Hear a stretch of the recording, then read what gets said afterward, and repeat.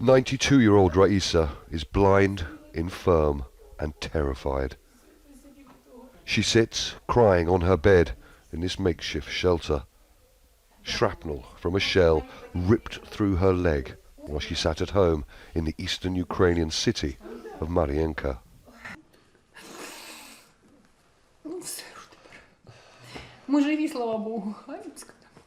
Thank God we're alive. They shell every half an hour. Shrapnel hits everything.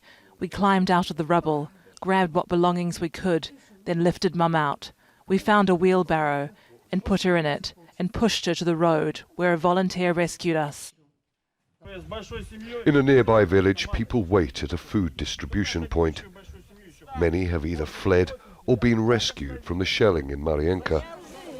A volunteer from a church group hands out plastic bags filled with a few essentials. LUDMILLA shows us what's inside. We live off canned food and what we can grow. We have no money because we can't work. We can't work anymore. This is how we survive.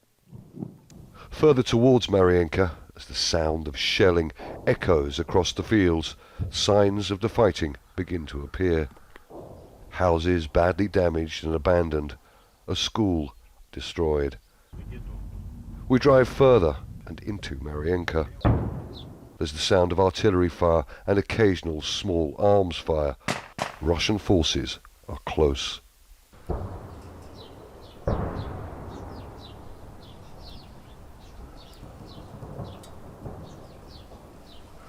We've been hearing what sounds like mortar fire in the centre of the city. What we do know is that Russian forces control positions just a few hundred metres in that direction, on the other side of a river.